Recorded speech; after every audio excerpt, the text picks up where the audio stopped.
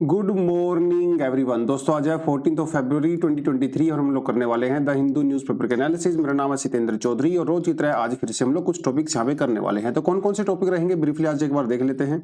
तो एक रिपीटेड सा टॉपिक है डीलिमिटेशन कमीशन के बारे में। आपको पता है जब से 370 हटा है उसके बाद से J&K के अंदर डीलिमिटेशन कमीशन को बनाया गया था, तो उसको चैलेंज किया गया था सुप्रीम कोर्ट में। तो वहां से कुछ हम लोग बात करने वाले हैं। रिपीटेड है लेकिन जो नए स्टूडेंट है प्लेटफॉर्म पे पहली बार आए हैं उनके लिए नया टॉपिक हो सकता है। उसके अलावा अडानी ग्रुप को लेके जो कंट्रोवर्सी चल रही है, स्टॉक मार्केट के अंदर जो हलचल हो गई है, सेबी के ऊपर सवाल उठाए जा रहे हैं और सुप्रीम कोर्ट में भी वो जो अभी डिमांड हो रही है सुप्रीम कोर्ट के द्वारा कार्रवाई करने की, तो उसके बारे में थोड़ा सा बात कर सकते हैं इस टॉपिक से हम लोग। ठीक है, चलिए।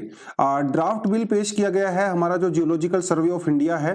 अब ये ड्राफ्ट है सिर्फ, तो ज्यादा डिटेल में नहीं जाऊंगा, लेकिन काफी इंपॉर्टेंट है और काफी कंट्रोवर्शियल भी है। तो बात करेंगे इसके बारे में। इंडिया का जो जियोलॉजिकल हिस्ट्री है थोड़ा सा उसके बारे में बात करेंगे। इंपॉर्टेंट लग रहा है मुझे खासकर मेंस के पर्सपेक्टिव से, और प्रीलिम्स में भी सवाल आ सकता है, ऐसी बात नहीं है। उसके लिए ट्राइफेड का एक आदि फेस्टिवल भैया मोदी जी उसको इनॉग्रेट करने वाले हैं दिल्ली में। तो क्या है ये पूरा बताऊंगा। अगर ट्राइफेड क्या होता है, ट्राइफेड के द्वारा कौन कौन सी स्कीम्स चलाई गई हैं इंडिया में, वो थोड़ा सा हम उसके बारे में बात करेंगे। अपार्ट फ्रॉम दैट एक बहुत ही शानदार एक अच्छा ट्यूटोरियल है कॉन्स्टिट्यूशनल ओथ के बारे में, ये हम लोग डेफिनेटली करेंगे। और एडिशनल आर्टिकल में भी एक बहुत अच्छा आर्टिकल है अर्बन प्लानिंग के बारे में, काफी इंपॉर्टेंट है वो भी मेंस के लिए। उसके अलावा कुछ एमसीक्यूज यहाँ पे इंक्लूड किए गए हैं आपके लिए, तो वो भी हम लोग यहाँ पे देख सकते हैं। चलिए बच्चों आगे बढ़ते हैं सीधा। और लेकिन वही आपको मैं बताता चलूं कि आप वीडियो को लाइक वगैरह किया करो यार। व्यूज अच्छे आते हैं लेकिन लाइक नहीं करते हो आप लोग। अरे लाइक करते हो तभी तो वीडियो देखते हो ना। तो लाइक कर दिया करो, कमेंट सेक्शन में थोड़ा अटेंडेंस दे दिया करो। गुड मॉर्निंग गुड इवनिंग जिस टाइम पे भी आप देखते हो, तो कुछ रेगुलर स्टूडेंट हैं हमारे, हमें पता होना चाहिए। तो आज के दिन एक बहुत ही अनफॉर्चुनेट इंसिडेंट हुआ था भैया इंडिया के इतिहास की अगर हम लोग बात करें तो। आपको पता है कि आज से बिल्कुल एग्जैक्टली 4 साल पहले 14 फेब को जब लोग वैलेंटाइन डे मना रहे थे पूरे दुनिया भर में, उस समय इंडिया में एक बहुत ही दर्दनाक घटना हुई थी। पुलवामा का जो है टेरर अटैक हुआ था आज के ही दिन J&K के अंदर, जिसमें हमारे 14 सीआरपीएफ के जवान शहीद हो गए थे। बहुत अनफॉर्चुनेट सा इंसिडेंट हुआ था और जैश ए मोहम्मद ने जो है उसकी पूरी रिस्पॉन्सिबिलिटी ली थी। और वहीं पुलवामा में रहने वाला ही एक लोकल आदमी था जिसका नाम था आदिल अहमद डार। उनके द्वारा ये एक सुसाइड अटैक किया गया था, अनफॉर्चुनेट सा इंसिडेंट हुआ था। तो सारे बच्चे जो है आज हमारे जवानों को, हमारी सेना को, हमारे देश को जो है हम लोग सैल्यूट करते हैं। हमारे जवान जो हमारी रक्षा करते हैं भैया वहां पे बैठ के, देखिए वो हमारी रक्षा कर रहे हैं तभी हम लोग यहाँ पे चैन से क्लास कर पा रहे हैं, तभी हम अपने ड्रीम को देख पा रहे हैं। अगर हमारे बॉर्डर ही सुरक्षित नहीं होंगे तो फिर हमारा ड्रीम देखने का कोई मतलब नहीं है, फिर अफगानिस्तान वाला सीरिया वाला हाल हो जाएगा। तो हम जो आज लाइफस्टाइल जी रहे हैं तो ये उनकी ही देन है, तो डेफिनेटली उनको हमें सलाम करना चाहिए, सैल्यूट करना चाहिए। तो नीचे कमेंट सेक्शन में जय हिंद या जो भी आप सैल्यूट करते हो जिस भी तरह से, वो नीचे कमेंट करें। चलिए। Top court upholds constitution of the J&K delimitation panel, supreme court upholds formation of the J&K delimitation panel. देखिए क्या है मामला, थोड़ा आपको मैं बताता चलता हूं। मामला कुछ ऐसा है कि जब से 370 हटा है J&K से, तो J&K को पहले तो फुल फ्लैश स्टेट हुआ करता था भैया, बाद में उसको यूनियन टेरिटरी बना दिया गया। तो डीलिमिटेशन कमीशन बनाया जाता है, ठीक है। तो ये डीलिमिटेशन कमीशन बनाया गया था जिसमें क्या करते हैं हम लोग, जो कॉन्स्टिट्यूएंसीज होती हैं, मतलब मेंबर ऑफ पार्लियामेंट के जो इलेक्शंस होते हैं, एमएलए के जो इलेक्शंस होते हैं, उनकी जो कॉन्स्टिट्यूएंसीज होती हैं उसको कम या ज्यादा किया जाता है टाइम टू टाइम, डिपेंड करता है सेंसस के ऊपर। बताऊंगा आपको क्या होता है थोड़ा डिटेल में, बट अभी आप देख लीजिए कि डीलिमिटेशन कमीशन बनाया गया था J&K के लिए और जिसको सुप्रीम कोर्ट में चैलेंज किया गया था, ठीक है। तो कुछ वकीलों के द्वारा चैलेंज किया गया। सुप्रीम कोर्ट ने कहा देखिए भाई, जहां तक मेरी नॉलेज की बात है, मेरी कानून की नॉलेज की बात है, तो मुझे तो इसमें कहीं कोई इलीगलिटी नजर नहीं आती, मुझे तो सब कुछ लीगल लग रहा है। सुप्रीम कोर्ट ने ऐसा कहा। देखिए हमारे कॉन्स्टिट्यूशन का जो आर्टिकल 2 और 3 है वो पार्लियामेंट को पावर देता है कि वो कोई भी नया स्टेट या नया यूनियन टेरिटरी बना सकते हैं, ठीक है। और इसी कॉन्स्टिट्यूशन पावर का यूज करके सरकार ने 370 मतलब J&K बनाया, विच वॉज अ स्टेट। तो स्टेट को यूटी बनाया जा सकता है, यूटी को स्टेट बनाया जा सकता है, ऐसा उन्होंने कहा। उसके अलावा हमारे पास जो J&K रीऑर्गेनाइजेशन एक्ट है जिसके तहत नई यूनियन टेरिटरी बनाई गई थी, इसकी जो डिलिमिटेशन कमीशन बनाया गया था वो बनाया गया था अंडर डिलिमिटेशन एक्ट 2002, ठीक है। तो इस कानून का यूज करके उसको बनाया गया था। तो कोई भी कानून अगर आर्टिकल 3 के अंदर बनाया जाता है जो कॉन्स्टिट्यूएंसीज की रीएडजस्टमेंट के बारे में बात करता है, मतलब थोड़ा इसको समझ रहे हो ना क्या होता है। जैसे मान लो मैं इसका एग्जांपल दूं, जैसे मेंबर ऑफ पार्लियामेंट का इलेक्शन होता है भैया, तो मान के चलिए उसमें कॉन्स्टिट्यूएंसीज होती हैं। अब मान के चलिए एक मेंबर ऑफ पार्लियामेंट को 10 लाख लोग इलेक्ट करते हैं, 10 लाख लोग, ठीक है, मतलब उतने वोटर्स होते हैं 10 lakh.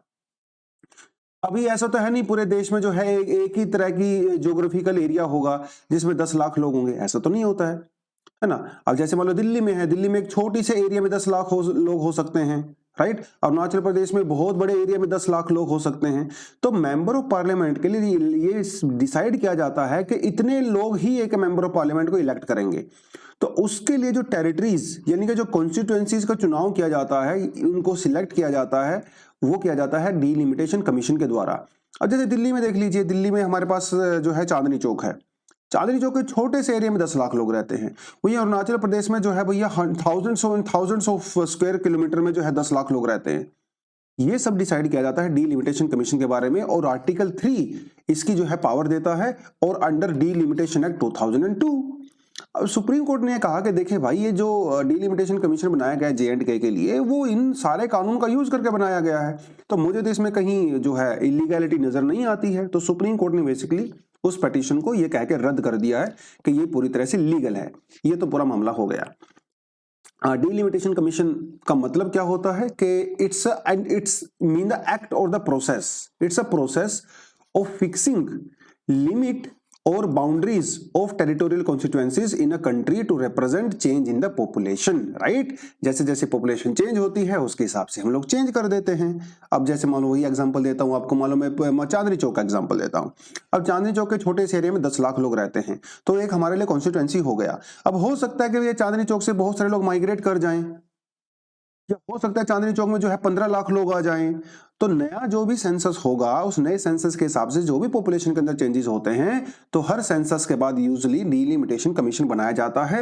Election commission of India को ये पावर दी जाती है, ये काम दिया जाता है कि भाई आप वहां पे जाके देखिए, ताकि पूरे देश में जब इलेक्शन हो तो यूनिफॉर्मिटी बनी रहे, राइट। इसलिए उसको किया जाता है। और हमारे जो अंडर आर्टिकल 82 है पार्लियामेंट डिलिमिटेशन एक्ट के तहत उसको जो है बना देती है, ठीक है, वो प्रेसिडेंट के द्वारा उसको अपॉइंट किया जाता है। तो ये होता है पूरे का पूरा मामला। वैसे ही हमारा अंडर आर्टिकल 170 जो है वो states also get divided into the territorial constituency as per the delimitation act after every census, ठीक है।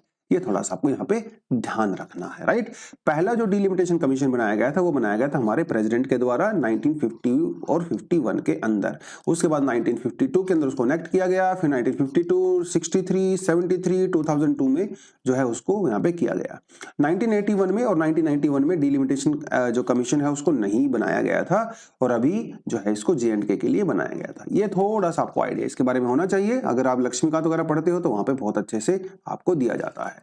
डिलिमिटेशन कमीशन के अंदर कौन कौन होता है भैया? हमारे जो सुप्रीम कोर्ट के रिटायर्ड जजेस होते हैं, हमारे चीफ इलेक्शन कमिश्नर होते हैं, और स्टेट इलेक्शन कमिश्नर के जो रिप्रेजेंटेटिव होते हैं वो भी वहां पे लिए जाते हैं। तो फंक्शन वगैरह के बारे में हम लोगों ने बात कर ही लिया है। उसके अलावा जो शेड्यूल कास्ट, शेड्यूल ट्राइब्स को जो रिजर्वेशन वगैरह दिया जाता है पॉपुलेशन के बेसिस पे, वो भी इसी के द्वारा दिया जाता है। ये कुछ चीजें आपको पता होनी चाहिए। चलिए बच्चों आगे बढ़ते हैं।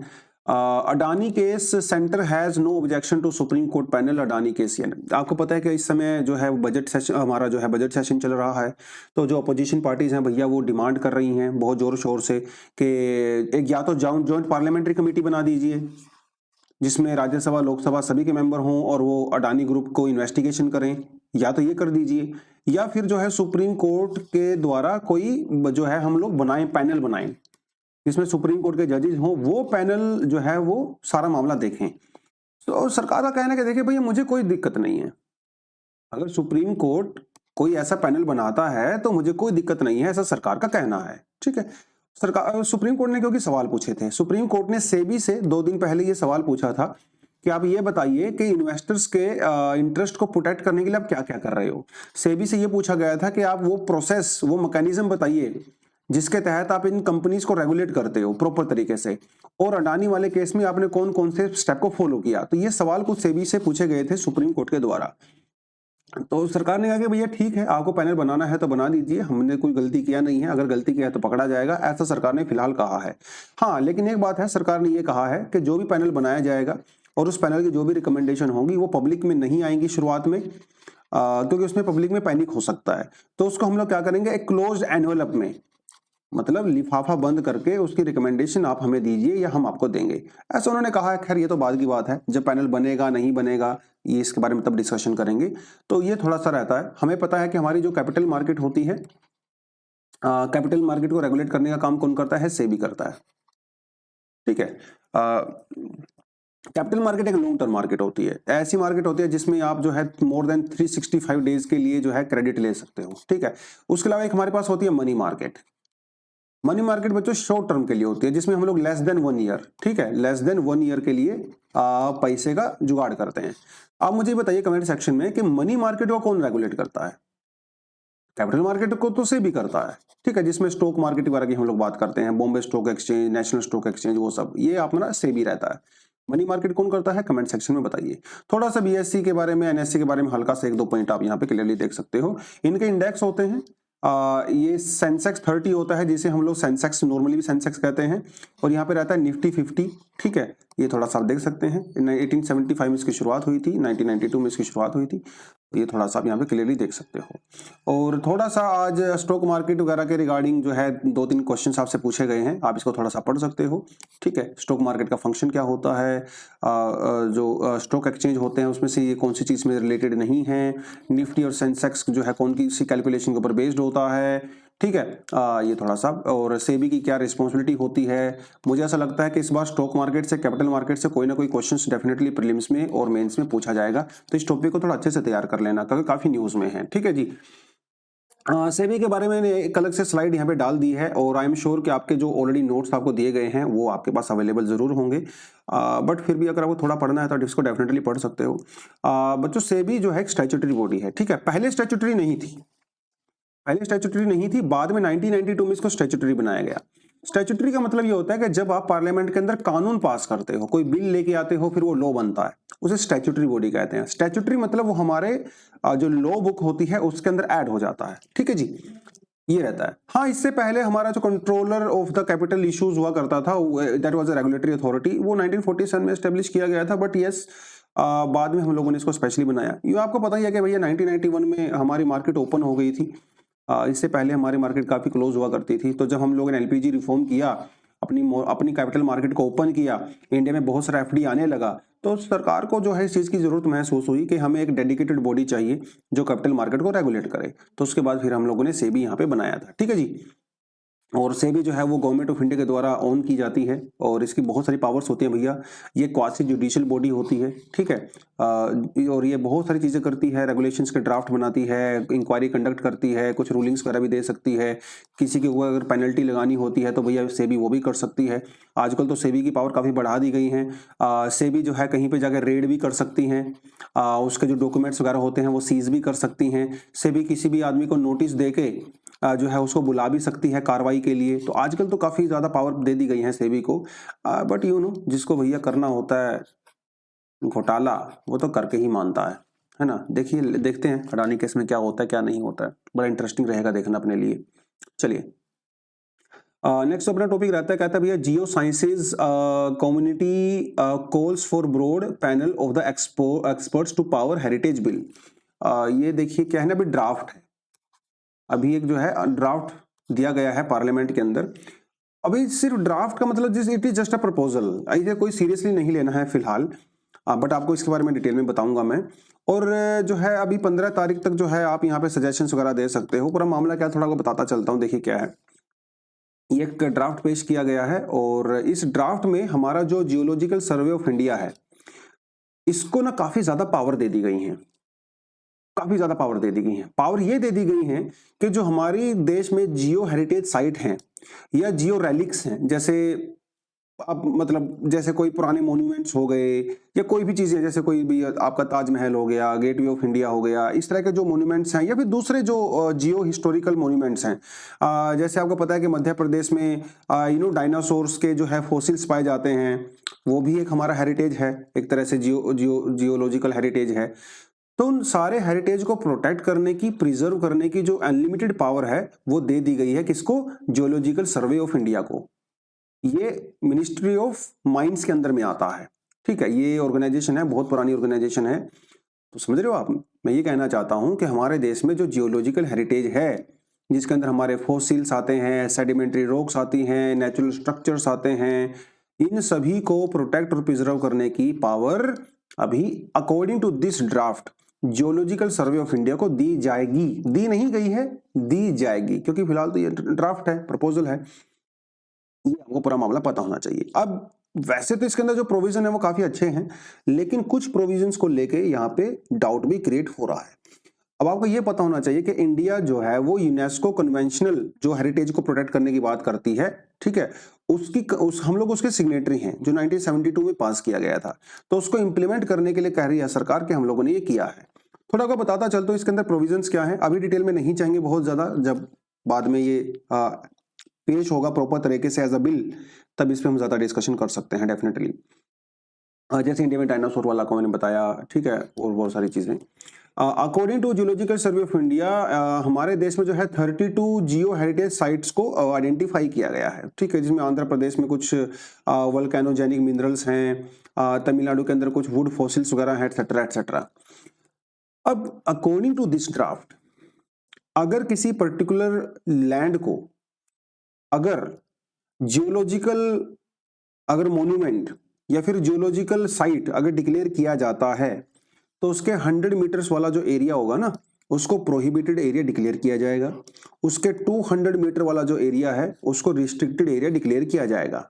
समझ रहे इस बात को? इसका मतलब ये है कि 100 मीटर के अंदर अंदर आप किसी तरह की कोई भी कंस्ट्रक्शन नहीं कर सकते प्राइवेट प्रॉपर्टी के ऊपर।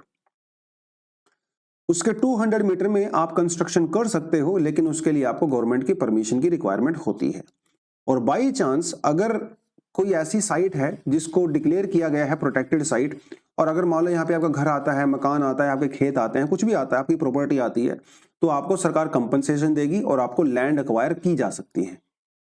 ये तो इसके अंदर कुछ प्रोविजंस हैं, ठीक है जी। अब सवाल ये खड़ा होता है कि इन प्रोविजंस के अंदर क्या गड़बड़ है, क्या दिक्कत है? दिक्कत यह है कि अभी हमारी जो बहुत सारी जियोलॉजिकल साइट्स होती हैं उसको स्टेट गवर्नमेंट्स भी अपने हिसाब से कंजर्व प्रोटेक्ट करती हैं, लेकिन अकॉर्डिंग टू दिस ड्राफ्ट ये पूरी की पूरी पावर जो है वो यूनियन गवर्नमेंट ने अपने हाथ में ले ली है। स्टेट गवर्नमेंट से पावर उन्होंने छीन लिया है अकॉर्डिंग टू दिस ड्राफ्ट। पहली बात तो ये। दूसरी बात यह कि जो यूनियन गवर्नमेंट है उसको अनलिमिटेड पावर दे दी गई है, जिसकी वजह से क्या हो सकता है, बहुत सारे हमारे जो मोन्यूमेंट्स हैं या बहुत सारी जो हमारी जियोलॉजिकल साइट्स हैं उनको डी नोटिफाई किया जाएगा, और वहां पे माइनिंग की जा सकती है। वाई? क्योंकि जब किसी भी एरिया को डी नोटिफाई किया जाएगा तो लोकल लोगों से किसी तरह की कोई भी कंसल्टेशन नहीं की जाएगी, ऐसा प्रोविजन ही नहीं है इसमें। मान लो मेरा गांव है, मेरी पंचायत है, मेरे गांव के आसपास मान लो कोई जियोलॉजिकल साइट उन्होंने डिक्लेयर कर रखी थी पहले, अभी उसको डी नोटिफाई कर दिया, तो सरकार ने कल को ऑर्डर पास कर दिया कि भैया इस गांव में माइनिंग की जाएगी क्योंकि यहाँ पे बहुत सारा लिथियम मिला है। अरे भाई, इस गांव को तो पूछ लो पहले, वो अलाउड करेगी कि नहीं करेगी, लेकिन इसके अंदर ऐसा कोई प्रोविजन नहीं है, जिसकी वजह से कुछ कंसर्न यहाँ पे सामने आए हैं। और उसके अलावा हमारा जो पीसा एक्ट है, panchayat extension and the schedule act 1996, उसके साथ इस ड्राफ्ट को बिल्कुल भी इंटीग्रेट नहीं किया गया है। ये कुछ चीजें हैं, ये थोड़ा सा आपको पता होना चाहिए। और स्टेट गवर्नमेंट्स स्टेट डिपार्टमेंट्स जो है उनको पूरी तरह से बाहर रखा गया है। तो ये थोड़ा सा या सेंट्रलाइजेशन की तरफ सरकार बढ़ रही है, आप ये कह सकते हो, ठीक है। स्टेट गवर्नमेंट पंचायत वगैरह की कोई खास यहाँ पे रिस्पेक्ट नहीं हो रही है अकॉर्डिंग टू दिस। और उसके अलावा जो हमारे जो रिसर्चर्स होते हैं, जो साइंटिस्ट लोग होते हैं, उनको भी यहाँ पे दिक्कत आ सकती है, क्योंकि उनको परमिशन लेना, वो अलाउ करना, सारी चीजें वो अभी सेंट्रल गवर्नमेंट के हाथ में आ जाएगा। तो ये कुछ दिक्कतें यहाँ पे हो रही हैं फिलहाल अकॉर्डिंग टू सम एक्सपर्ट्स। बाकी देखते हैं फ्यूचर में जब इसको पेश किया जाएगा तब क्या होता है। आपसे मैंने कल क्वेश्चंस पूछे थे कुछ, ठीक है, आप यहाँ पे उसका आंसर देख सकते हो। इसका आंसर आ जाता है आर्य समाज, जो कि रिफॉर्मिस्ट मूवमेंट थी, ठीक है। उसके अलावा ये जो अलीगढ़ है, जो आपका प्रार्थना समाज है और जो ब्रह्मो समाज है, ये रिफॉर्मिस्ट मूवमेंट नहीं थी, ठीक है, ये रिवाइवलिस्ट मूवमेंट थी। रिवाइवलिस्ट और रिफॉर्मिस्ट मूवमेंट ये आर्य समाज था। तो उनमें क्या फर्क होता है जरा कमेंट सेक्शन में बताइए, देखते हैं कितने बच्चों को पता है। बाकी इसका मतलब मैं कल बताऊंगा क्या है रिवाइवलिस्ट और रिफॉर्मिस्ट मूवमेंट में क्या फर्क होता है।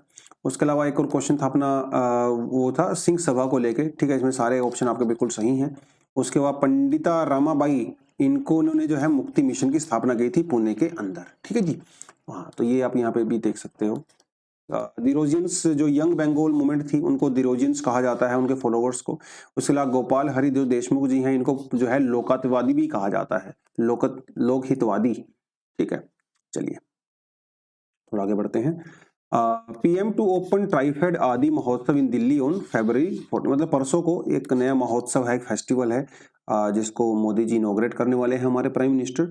इसमें क्या क्या किया जाएगा, जो ट्राइबल कम्युनिटीज से रिलेटेड जो jewellery, painting, handloom, bamboo, pottery, food, natural products वगैरह हैं, उनको शोकेस किया जाता है दुनिया के सामने, और ताकि उनके जो कल्चर है, उनके जो प्रोडक्ट है, उनको प्रमोट किया जा सके और उसका कमर्शियल गेन भी हो सके। देखिए अल्टीमेटली सारी चीज ना पैसे के ऊपर आ जाती है। तो जो ट्राइबल प्रोडक्ट्स होते हैं, अगर वो मार्केट में बिकेंगे, अगर वो प्रमोट होंगे, उनकी मार्केटिंग होगी भैया, तभी तो उनका स्टैंडर्ड ऑफ लिविंग हाई होगा ना। बैकवर्डनेस से तभी बाहर आ सकते हैं।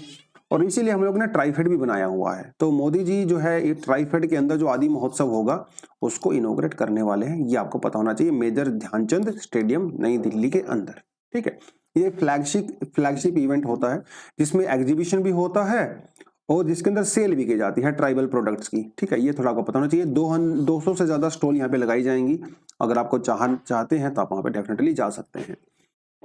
थोड़ा ट्राइफेड के बारे में आपको बता दूं क्या है। ट्राइफेड का मतलब होता है tribal cooperative marketing development federation of India. देखिए इसके अंदर साफ साफ लिखा हुआ है कि ये मार्केटिंग फेडरेशन है और कोऑपरेटिव फेडरेशन है। मतलब ये पहली बात तो समझ लीजिए कि नॉन प्रॉफिट है। ये संस्था अपने आप से कोई प्रॉफिट अर्न नहीं करती है। हाँ, लेकिन जो ट्राइबल प्रोडक्ट्स होते हैं उनकी मार्केटिंग जरूर करती है, ताकि उनके प्रोडक्ट को जो है आप इंटरनेशनली और नेशनल जो है स्केल पे बेच सको, उनकी पैकेजिंग कर सको, मार्केटिंग कर सको, एडवर्टीजमेंट कर सको, वो सब यहाँ पे किया जाता है। नई दिल्ली में इसका हेडक्वार्टर है और 13 रीजनल ऑफिस भी इसके बनाए गए हैं। 1987 में इसको एस्टेब्लिश किया गया था। ये नेशनल लेवल की एपेक्स ऑर्गेनाइजेशन है और मिनिस्ट्री ऑफ ट्राइबल अफेयर्स के अंदर में ये आती है। ट्राइबल लोगों को एम्पावर करने का इसका बेसिकली काम होता है। और ट्राइफेड के द्वारा ऑलरेडी कई सारे योजनाएं चलाई जा चुकी हैं, कई सारे इनिशिएटिव लिए जा चुके हैं। जैसे संकल्प से सिद्धि, आप इसको तो इसके साथ जोड़ के देख सकते हो क्योंकि ये एक ही है। संकल्प से सिद्धि, मिशन वन धन और प्रधानमंत्री वन धन योजना, इसके बारे में अगर आपको ज्यादा जानना है तो इस लिंक के ऊपर क्लिक करें। ये एक वेबसाइट ओपन होगा प्रेप वाला, और उस पर जाके आप इसके बारे में अच्छे से पढ़ सकते हो, नोट्स वगैरह बना सकते हो। पहले भी आपको हमेशा मैं बताता हूँ, पहले बहुत बार बता चुका हूँ कि वीमेन, चिल्ड्रन, ओल्ड एज, ठीक है, ट्राइबल्स, स्लम्स, ये कुछ ऐसे टॉपिक्स होते हैं जो यूपीएससी के one of the favourite topics में से आते हैं। तो इनके रिगार्डिंग कोई भी टॉपिक आता है वो प्रीलिम्स और मेंस दोनों के लिए इंपॉर्टेंट हो जाता है। तो Van Dhan software application, tribes India coffee table book, tech for the tribal programs वगैरह, ये कुछ इनिशिएटिव लिए गए हैं ट्राइफेड के द्वारा। आप खुद थोड़ा सा जाके इसको गूगल करें, हल्का फुल्का थोड़ा इसके बारे में पढ़ें, बहुत डिटेल में मत जाएं, रट्टा मत मारें, बट थोड़ा बहुत आइडिया डेफिनेटली आपको होना चाहिए। ठीक है जी, चलिए। Constitutional oath is not a mayor formality, अच्छा आर्टिकल है, अच्छा एडिटोरियल है ये भी। इसके अलावा एक और एडिटोरियल है अपने पास, ये वाला, हिल और city urban planning can not be after thought. तो ये वरुण गांधी जी ने लिखा है, फिरोज वरुण गांधी, और इसको भी थोड़ा पढ़ें, अच्छा लगेगा आपको। अच्छा लगेगा क्या, अच्छा पढ़ना ही है इसको, ठीक है। ये वाला देखो ज्यादा इंपॉर्टेंट नहीं है, छोड़ना चाहो तो छोड़ भी सकते हो, बट ये जरूर पढ़ें। अपने पास समय नहीं था तो मैंने आज इसको ही इंक्लूड किया है, और डेफिनेटली वो आर्टिकल भी एडिटोरियल आपका कवर कर दिया जाएगा दिन में सर के द्वारा। Constitutional oath is not a mayor formality, मतलब आप ये समझ लीजिए कि जैसे आपने किसी से कोई वादा किया, आज तो वैसे भी 2-4 दिन पहले प्रोमिस डे था, है ना। अगर आपने प्रोमिस डे पे किसी को प्रोमिस किया है, मान लो अपनी जो है अपनी मदर को प्रॉमिस किया है, मान लो, ठीक है, आपने अपनी मदर को ये प्रॉमिस किया है कि मदर, मेरी माता जी, मैं दिन में जो है 10 घंटे पढ़ाई करूंगी और मैं आपसे ये वादा करती हूँ, ठीक है। आपने ये वादा किया, आपनी मम्मी ने बोला ओके बेटा, बहुत बढ़िया बात है। अब आपने ये वादा किया कि मम्मी मैं 10 घंटे पढ़ाई करूंगी, तो आप जो है मेरी शादी मत करना 2 साल, क्योंकि 2 साल मुझे यूपीएससी की तैयारी करनी है। समझ रहे हो बात, इस तरह से काम करता है। आपने अपनी मदर से वादा किया कि मदर अगर मैं 10 घंटे पढ़ाई करूंगी, आप मेरी 2 साल शादी मत करना, मेरी सिलेक्शन हो जाएगा। अपनी मदर ने कहा बेटा बिल्कुल ठीक है। अब मान लो आपने 8 घंटे पढ़ाई करी, आपने अपने कमिटमेंट को तोड़ दिया, तो क्या उसकी वजह से जो आपकी मदर ने आपको कमिटमेंट दिया था कि 2 साल शादी नहीं करेंगे, तो क्या वो नहीं टूटना चाहिए? यस और नो, दोनों चीजें यहाँ पे हो सकती हैं, ठीक है, आप उसके लिए कुछ एक्सक्यूज भी दे सकते हो। कहने का मतलब यह है कि अगर आपने किसी को कोई वादा किया है, अगर आपने कोई कसम खाई है, कोई ओथ अगर आपने लिया है, अगर आप उस ओथ को फॉलो नहीं करते हो तो आपको डिस्क्वालीफाई किया जा सकता है अपनी उस प्रॉमिस से, ये इनका मानना है। ऐसी ही चीजें जैसे हमारे भैया मेंबर ऑफ पार्लियामेंट होते हैं, हमारे जो एमएलएज होते हैं, हमारे गवर्नर होते हैं, हमारे प्रेसिडेंट होते हैं, प्राइम मिनिस्टर होते हैं, हमारे जजेस होते हैं, सब ओथ लेते हैं, है कि नहीं? जब उनका सिलेक्शन होता है, इलेक्शन होता है, अपॉइंटमेंट होती है, तो लेते हैं ना ओथ। तो उस ओथ को फॉलो करना उनके लिए बाइंडिंग होता है, उस ओथ को आप तोड़ नहीं सकते। अगर आपने उस ओथ को तोड़ दिया तो आपको डिस्क्वालीफाई किया जा सकता है। मेंबर ऑफ पार्लियामेंट जो है वो ओथ लेते हैं कि हम जो है अपनी ड्यूटी का पूरी अच्छी तरह और ईमानदारी से पालन करेंगे और इंडिया के कॉन्स्टिट्यूशन को प्रोटेक्ट करेंगे, ओथ लेते हैं ना। अगर उन्होंने उस ओथ को तोड़ दिया तो क्या उनको डिस्क्वालीफाई किया जा सकता है? यस और नो, ये सुप्रीम कोर्ट डिसाइड करता है। देखिए, हमारे देश में हमारा जो कॉन्स्टिट्यूशन है वो बेसिक लॉ है, कॉन्स्टिट्यूशन बेसिक लॉ है, बाकी सारे लॉ जो है यहीं से अपनी इंस्पिरेशन लेते हैं। अब हमारे कॉन्स्टिट्यूशन के अंदर सरकार जो भी पॉलिसी बनाती है उनके लिए डायरेक्टिव्स भी दिए गए हैं, डीपीएस भी जिसको हम लोग कहते हैं, ठीक है जी। हमारे ही कॉन्स्टिट्यूशन के अंदर बहुत सारी पोस्ट के लिए जैसे गवर्नर, प्रेसिडेंट, प्राइम मिनिस्टर वगैरह, उनका एलिजिबिलिटी क्राइटेरिया भी दिया गया है, ठीक है जी। वो कॉन्स्टिट्यूशन में बहुत अच्छे से डिस्क्राइब किया गया है कि अच्छा गवर्नर के लिए क्या क्या क्वालिफिकेशन होनी चाहिए, प्राइम मिनिस्टर के लिए, मेंबर ऑफ पार्लियामेंट के लिए क्या क्या होना चाहिए, वो सब किया गया है। बहुत सारे केसेस में डिस्क्वालिफिकेशन के लिए भी प्रोविजंस हैं, लेकिन कुछ केसेस में डिस्क्वालिफिकेशन वाले मामले पे हमारा कॉन्स्टिट्यूशन साइलेंट है। समझ रहे हो? कॉन्स्टिट्यूशन एक बहुत बड़ी बुक है जिसके अंदर रूल्स रेगुलेशंस लिखे गए हैं। अब कई मामले में डिस्क्वालिफिकेशन के लिए रूल लिखे गए हैं, कई मामले में नहीं लिखे गए हैं। वो पार्लियामेंट को पावर दे दी गई है कि आप जो है उसका अपने हिसाब से कर लीजिए। अब यहाँ पे सवाल आता है कि भाई, पहली बात, इन्होंने कुछ एग्जाम्पल्स यहाँ पे बड़े अच्छे अच्छे दिए हैं। तो खासकर मामला यहाँ पे जजेस की बात कर रहे हैं, मतलब मेंबर ऑफ पार्लियामेंट के बारे में बात नहीं करेंगे। 2001 के अंदर एक केस आया था, B R Kapoor versus state of Tamil Nadu, जिसमें क्या हुआ था, वहां के जो समय गवर्नर थे कपूर जी, उन्होंने क्या किया था, जयललिता को चीफ मिनिस्टर जो है वो उन्होंने अपॉइंट कर दिया था, जबकि जयललिता को एक क्रिमिनल ऑफेंस केस में कोर्ट के द्वारा कन्विक्शन दिया गया था, मतलब उनको सजा सुनाई गई थी। जयललिता को किसी करप्शन वगैरह केस में, क्रिमिनल केस में पकड़ी गई थी, उसके बावजूद वहां के गवर्नर ने उनको अपॉइंट कर दिया। समझ रहे इस बात को? अब गवर्नर की इस पावर को चैलेंज किया गया, यह कहा गया कि गवर्नर ने अपनी ड्यूटी को पूरी तरह से इंप्लीमेंट नहीं किया, अपनी ड्यूटी को पूरी तरह से उन्होंने अप्लाई नहीं किया, ऐसा कहा गया। अब यह मामला जब सुप्रीम कोर्ट में गया तो सुप्रीम कोर्ट ने यह कहा कि यस, गवर्नर की यहां पे गलती है, क्योंकि आर्टिकल 164 क्या कहता है, the constitution does not prescribe any disqualification for the appointment of the chief minister. Unfortunately हमारे कॉन्स्टिट्यूशन के अंदर चीफ मिनिस्टर की डिस्क्वालिफिकेशन को लेकर कुछ खास बात नहीं कही गई है। कॉन्स्टिट्यूशन और गवर्नर ने यही कहा कि देखो साहब, ये तो मेरा डिस्क्रिशन है, क्योंकि कॉन्स्टिट्यूशन के अंदर तो डिस्क्वालिफिकेशन दिया ही नहीं गया। लेकिन कोर्ट ने यह कहा कि देखिए भाई साहब, माना कि कॉन्स्टिट्यूशन के अंदर डिस्क्वालिफिकेशन का प्रोविजन नहीं है चीफ मिनिस्टर की, लेकिन आपने तो ओथ लिया था ना कि आप कॉन्स्टिट्यूशन को प्रोटेक्ट करोगे, तो उस बेसिस पे हम उनको डिस्क्वालीफाई करते हैं। और चीफ मिनिस्टर जो जयललिता थी उनको डिस्क्वालीफाई कर दिया गया था। मतलब यहां पे गवर्नर ने अपनी ओथ को फॉलो नहीं किया था, हालांकि कॉन्स्टिट्यूशन के अंदर प्रोविजन नहीं है, उसके बावजूद भी उनको डिस्क्वालीफाई कर दिया गया। व्हाई? बिकॉज गवर्नर ने अपनी ओथ को फॉलो नहीं किया, और इवन चीफ मिनिस्टर ने भी नहीं किया, दोनों ने नहीं किया। पहली बात तो ये।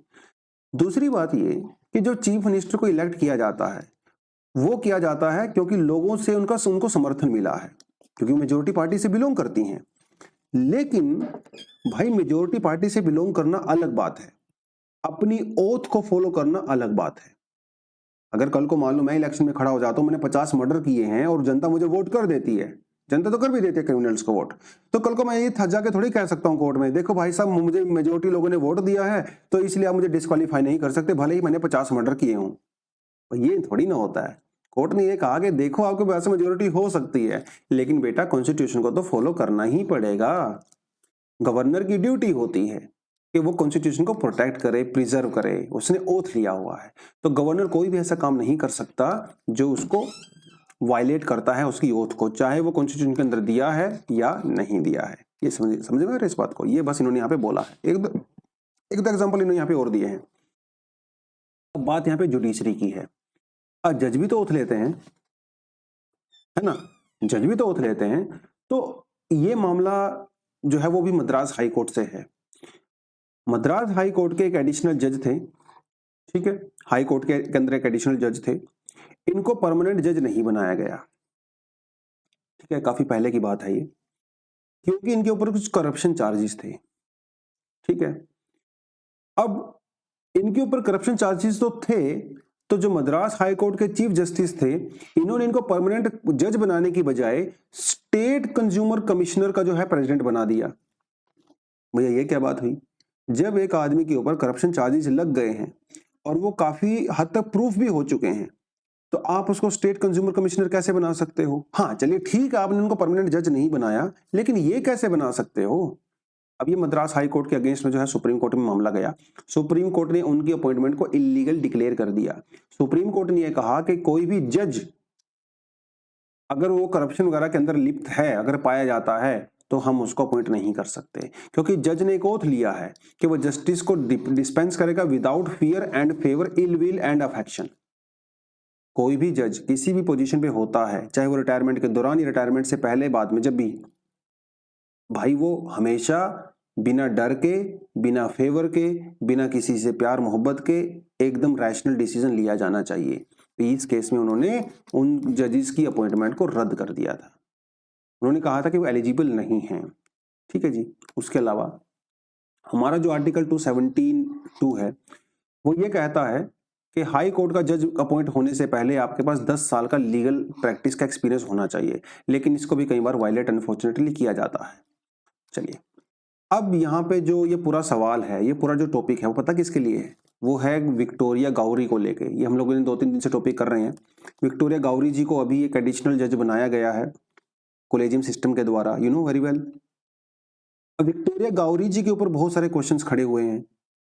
ये कई बार जो है माइनॉरिटीज को लेके, रिलीजियस कन्वर्जन को लेके बहुत सारे बयानबाजी इनकी सोशल मीडिया पे चलती रहती थी। अब ये जो ऊपर जितने भी केस आए हैं, तो क्या वो यहां पे लागू नहीं होते? कोलेजियम सिस्टम ने इनका नाम को फॉरवर्ड किया, इनके नाम को रिकमेंड किया और इनके नाम को पास भी कर दिया गया, जबकि इनके ऊपर जो है कई सारे चार्जेस लगाए जा चुके हैं।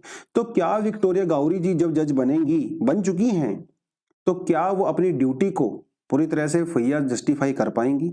उन्होंने जो ओथ ले रखी है प्रोटेक्ट करने की, प्रिजर्व करने की कॉन्स्टिट्यूशन को, क्या उसको पूरी तरह से फॉलो कर पाएंगी? I don't think so.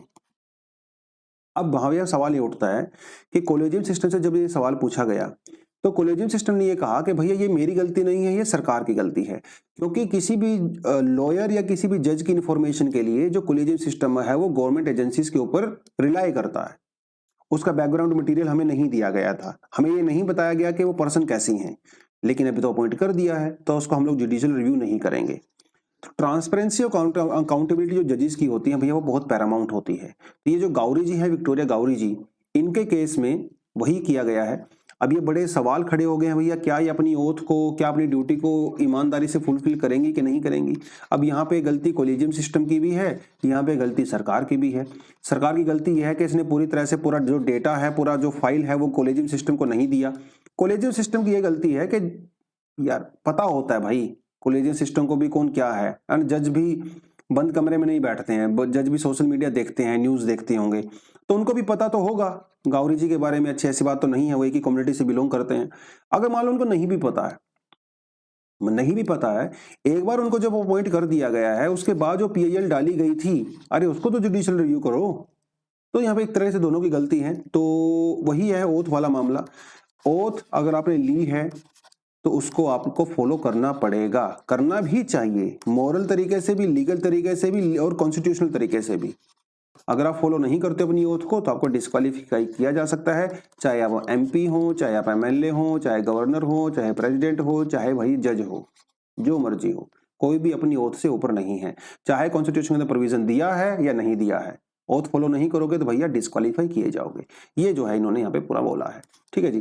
तो ये एक आर्टिकल है, एक और एडिटोरियल अच्छे वाला है, हिल और सिटी, आप इसको डेफिनेटली देख सकते हो। ये वाला आप पढ़ना चाहो तो आपकी मर्जी है, नहीं पढ़ना चाहो तो नहीं पढ़िए। ये कुछ एक्स्ट्रा एडिटोरियल्स हैं, आप पढ़ना चाहो तो पढ़ सकते हो। ये वाला अच्छा है, थोड़ा पढ़ लेना, डिजिटल टेक्नोलॉजी वाला, ठीक है जी। ये तो दोनों फालतू के लगे, मुझे खास नहीं आया। चलिए जी, आज के लिए इतना ही है। Thank you very much, all the best, जय हिंद।